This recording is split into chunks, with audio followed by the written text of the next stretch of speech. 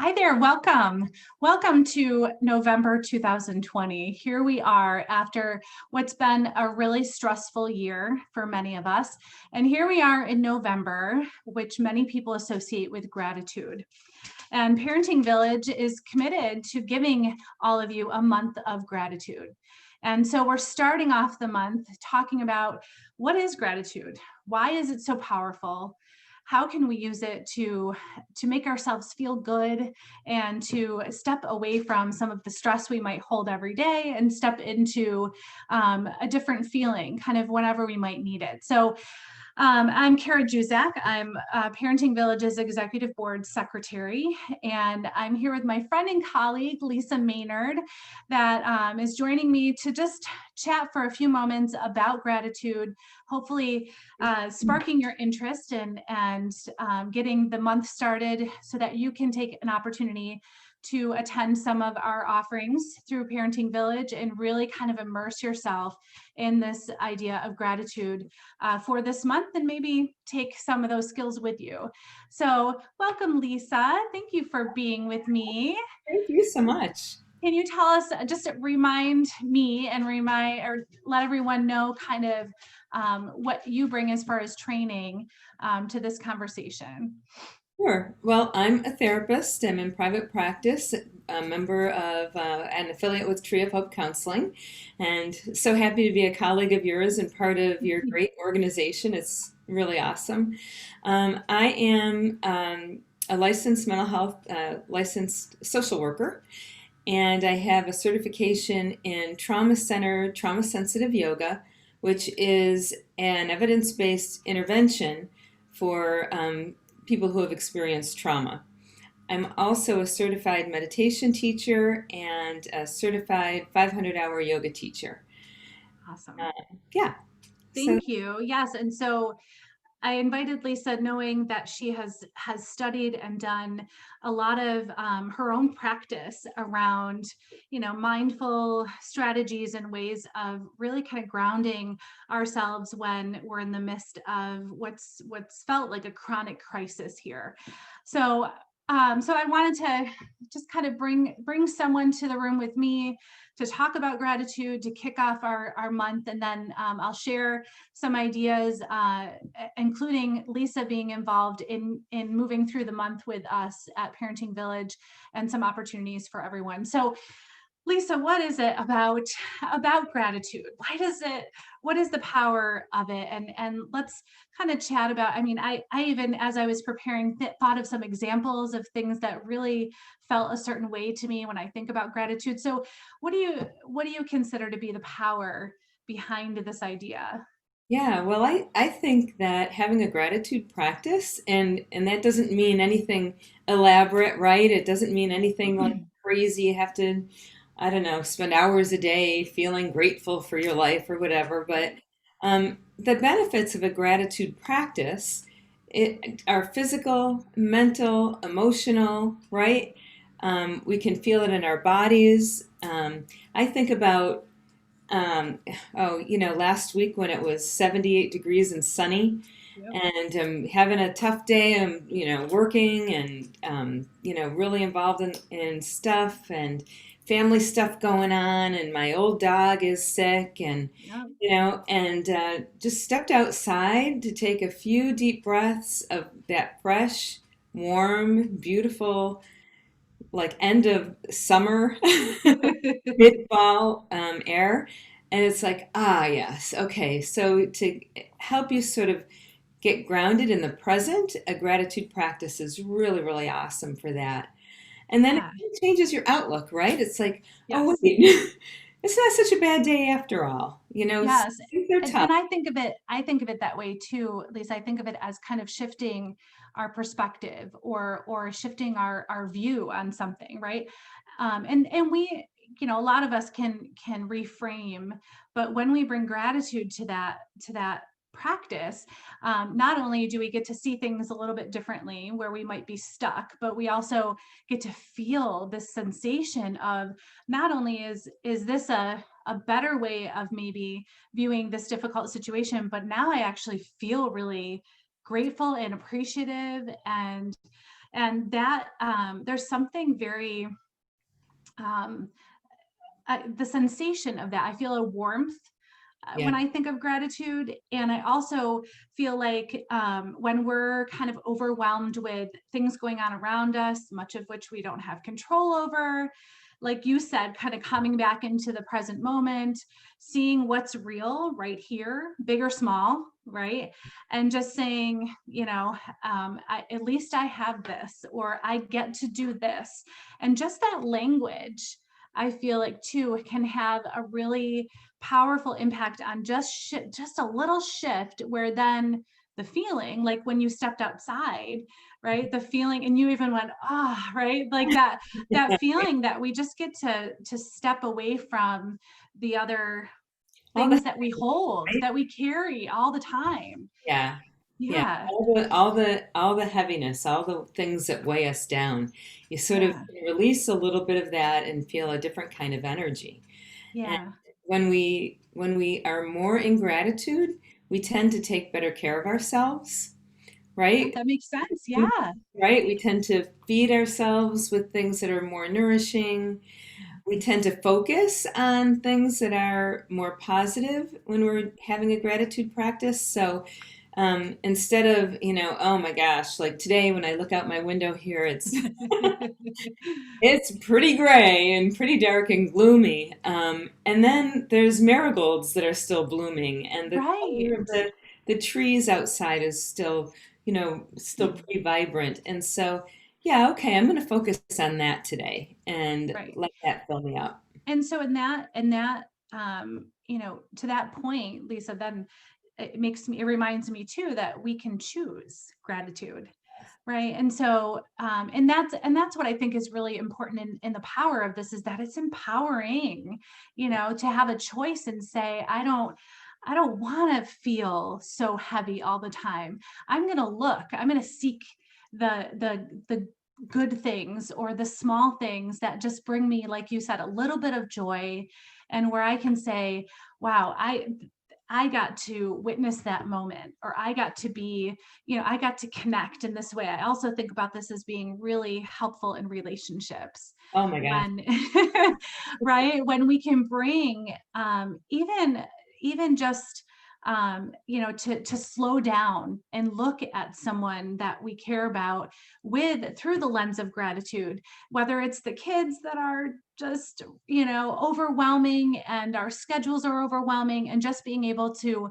have a moment where we really are grateful to still have a kiddo that likes to snuggle, right, Yeah, or right. that asks for one more hug, or older kid that gives you a call one night just because they're thinking of you. And I think we often are likely to kind of like move quickly through those moments because of everything we're carrying, and it's those moments that kind of fill us up. Like you said, it can be refreshing to Yeah. just like just Yeah. pause for a moment and enjoy what that has to bring you. Yeah. I think about being in Wegmans and all masked up, right? Yep. Grocery shopping, and in the beginning of the in the pandemic when we were just shutting down in March when there was no toilet paper, Yep. right? I remember everybody like eyes down, you got your mask on and eyes down, and you're Yep. trying to stay away from people. And um, what I'm noticing is people are now smiling with their eyes and Mhm. making contact. And if you say, "Excuse me, please," or "Thank you," that those little things are just so important, and so it brings such a different attitude. I mean, do you feel like, Kara, when you're shopping, how different it was from March? Yes, yes. I remember feeling very sad Yeah, back in March. It was just a sad like feeling, and you could sense it. Like you said, there was no eye contact, there was no, and now I think people are just grateful for some connection. And so we do that with our eyes. We do that with like kind of, oh, here, I'll move over, or yeah, there's just more I think that connection is what we're all seeking. And so we can do that by just appreciating these little tiny moments yeah. that are occurring, if we see them, right, if we're open to that those small, and that's why I say small or big, right? There's always, I mean, there's that quote, right? There's always something to be grateful for.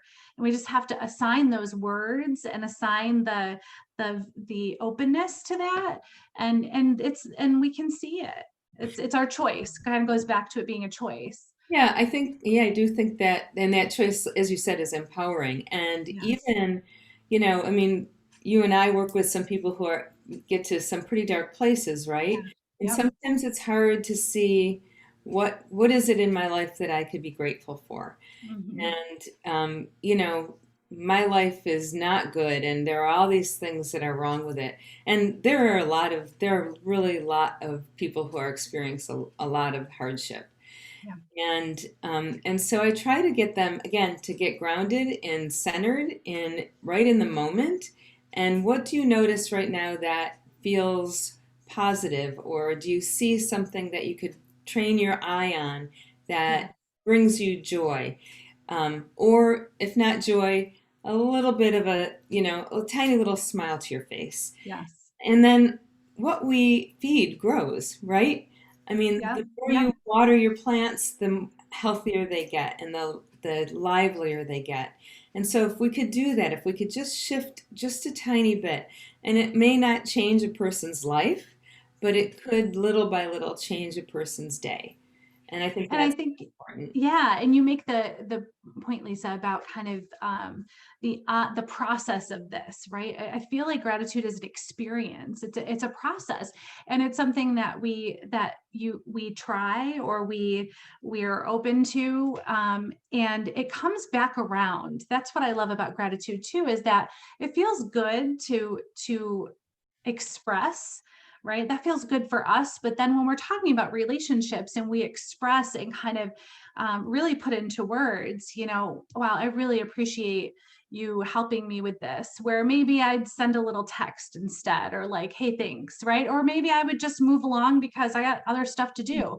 But to pause and say that, now the other person gets to benefit as well. And so being on the receiving end of gratitude. So, I would love for people to think about this as kind of a much bigger, kind of something we get to create, like you said, and feed, and that it grows, that it passes along from one person to another, just like kindness. Right. And I see it as being, something that we give our kids, that we give our families, that then they feel and they give it, because it's almost infectious. And you started to refer, Lisa, to a couple, to kind of an idea of how to engage in this. You mentioned, that shift that we were talking about, and kind of being really, engaged in that, really intentional behind that. So I think it's important to think about, okay, so what do we do with this? I love this idea. What do I do with it? How do I make it happen? And so what comes to mind as far as strategies to achieve kind of more gratitude or more awareness of gratitude? Yeah, so you've already mentioned a couple of them. Mhm. Saying thank you, right? Saying thank you, and oh my gosh, I really appreciated that you did that. My husband and I took a drive yesterday, late afternoon. He's preparing some presentations. I've been working on some presentations. I Yeah. mean, so we're busy and all week, and then on a Sunday we're working. And we decided, I talked him into it, to take a drive to see the leaves because it was still really beautiful. And Yeah.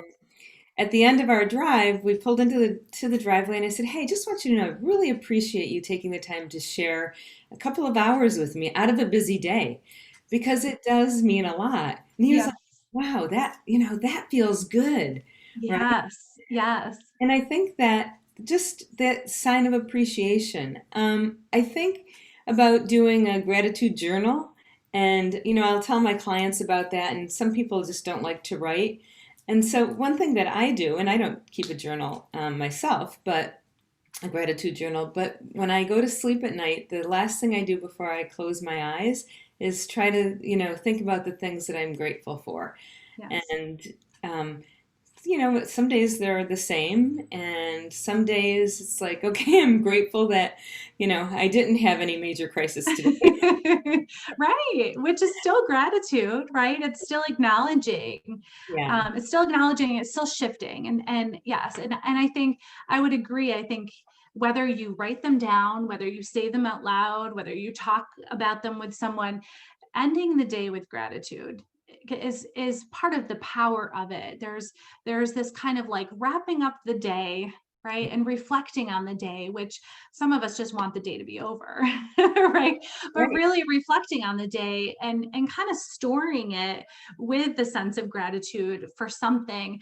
And then for those of us that have trouble sleeping, this allows our brain and our body really to be in a much more calm state to enter into sleep, which is so important when we're stressed out. And you mentioned journals, and so you're right. It's for some people and not everyone. I've also talked with people about just draw a picture of something that you saw today that was beautiful, right? And maybe it's just a little sketch, or maybe it's just a word, and you doodle around it, right? Like the leaves you said, Lisa. And I think I had a few moments in the car with my younger one, who's very much about nature and noticing all of these things. He's very mindful, and he tried to name all the colors, right? So there's different shades, and he's trying to name them all. And we got home, and he's looking through the colored pencils to see if he can find all the different shades. And so he got to really enjoy that kind of what was inspired, outside of wow, that was really cool. We got to see that. And he felt honored that we got to notice that. And I think that's where gratitude becomes really powerful. Yeah. He got to kind of sit in that moment for a while, which was very cool. And I got to witness, which was cool too. What a great skill Um, for a child to have too. That's oh, yes. amazing. Well, and that's another piece of advice that I might give is, talk about it, make space for it, right? Mhm. Whether it's with your partner or with your children. For example, I know some families will sit at the dinner table. How is everyone's day? Add on, what are you grateful for today? Yeah. And I think what was good about your day is on the way to gratitude, Mhm. but putting some of those words together to really have a conversation. You create this environment where gratitude is part of it. And I think when my kids witness my husband and I thanking each other, showing appreciation, they really pick up on that, just like they do every other interaction that we might have, and so we can create this kind of thinking about this process and the contagious nature. We can really create an environment that feels grateful. Yeah. Yeah, It makes me think of, as you said, here we are in 2020, and it's been quite a year, right? Lots of stuff going on. There's a lot of anxiety in the air. yeah, There's a lot of tension in the air, and I'm a believer that we could create more kind and more collaborative consciousness by putting that gratitude into the universe. absolutely. Can we start a chain reaction? Yeah. Certainly, there's been a chain reaction to the negative. Let's try and turn that around and be creators of a positive energy in the world. Absolutely. And I love that you said that, which is a great segue into thinking about November as a month of gratitude. Parenting Village is setting you up for lots of opportunity to practice this. And so whether it's kind of on your own and you're just listening to this and saying, all right, I can try something, or if you're someone that needs to kind of tune in and learn a little bit more or sit through an experience, Parenting Village is going to offer you a free opportunity every week in November to participate in a short meditation experience. Lisa's actually going to kick us off on November 3rd. So bring all that election stress and come and just sit. And for any of you that have not meditated, and maybe you can add on to this, Lisa, but if you've never meditated before, don't be intimidated. Meditation can look a lot of different ways, and it's really just about being with yourself, and taking a step back like we've described, and then Lisa will guide you through, your breath and what to do. So don't feel like you need to have a lot of experience to step in and attend one of the classes. Do you want to add anything Yeah, for for sure. new So, yeah, for sure. So, a lot of people are totally like stressed out about meditating. I know I used to be. counterintuitive, right? Oh my gosh, now I've got to meditate, and what's going to happen? In my head, I hear this from a lot of people. I have way too many thoughts in my head. I've got way too much going on. I'm never going to be able to do it. So, three things happen when we meditate. We have thoughts. And my meditation teacher, David G, says we have between 60 and 80,000 thoughts a day. That's been researched. I don't Yeah. have a citing for it, but I'm sure I could find one. But 60 to 80,000 thoughts a day. Matt, like, that's just mind blowing, right? Yeah. Yeah. So we would have thoughts. We might fall asleep. Okay, so you fall asleep, maybe you needed a rest. So Yep. what? Fall asleep. And the third thing that happens is we just kind of get in touch with the stillness that's inside. And Yes. any one of those things is meditating. You don't have to be good at it. Like there's nowhere to get. No. You know? No. It's like in yoga, we said the pose is not the yoga. A lot of people tell me I'm not flexible, I can't do Right. yoga. Right. Or I'm good at it, or I'm good at this Right. pose. Yeah, it's not. Yeah. Yeah, Yeah. yeah. It's about being in a space where you could feel grounded and centered, even if it's only for a moment. Yes. So And yeah, so to that point, Lisa, thank you for sharing that. And hopefully that encourages people to jump on what will be a Zoom call. And we're going to try and keep it to about 20 minutes so that it's just a short experience for you to try, and hopefully can be something you can prioritize by finding, maybe a comfortable, quiet space within your house. I know for me, I have to really plan ahead to find that in the evening, and that just commit and try it out, give it 20 minutes. And for those of you that do have some experience, I think you'll find this really refreshing. We'll have a session every week, and Lisa will offer our first one, and I have a few other colleagues lined up, and I'll be doing the one the beginning of the week of Thanksgiving, and we'll wrap up the month, and you'll get a little bit of a different experience each week. And I'm really excited to offer that free and give people that gift as we kind of plug along here. And by the end of November, we'll be into some winter weather. So this is good timing for you, for us to kind of come together around this. And as Lisa said, really, express and experience gratitude, and then bring that back to our own space, our own world, and share it.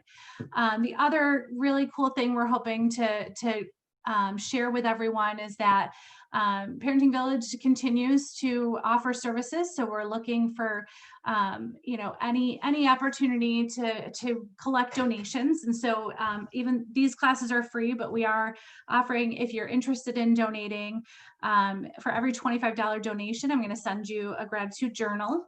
So if you are a journaler, I have some really cute journals that will just kind of, they can sit at your bedside, they can go in your purse. And so that will be my gift back out to you. If you're able to donate generously to Parenting Village and kind of keep us going during this time. And then we're also going to do a lot on social media. So there's an opportunity, if nothing else, for you to keep up on what we're doing. We're going to be posting stories from our board members about grateful moments in our lives, and share a little bit of our personal lives with you. And we'll have a hashtag going so you can join in and say, I'm grateful for this. So we're hoping to keep everyone connected. And I think that's probably the bottom line here, is that during a time where we feel so isolated, here's an opportunity. Can you commit to connecting and in some way to us, as fellow humans, as fellow parents, and really kind of get what you need, and accept some of these gifts that we really want to be giving. We can, luckily, because we're virtual, we can extend far and wide. So we hope to really unite maybe all over the country would be awesome. So it would be very cool. So thank you so much, Lisa, for chatting today. I hope you're doing well. I miss seeing you in person, but I am so grateful for you and for all of the great work that you're doing and that you're with us at Tree of Hope. So join us, please, and we hope that you can benefit and we can all push through the rest of 2020 together. So thank you. Thanks, Lisa, and we'll see you all soon.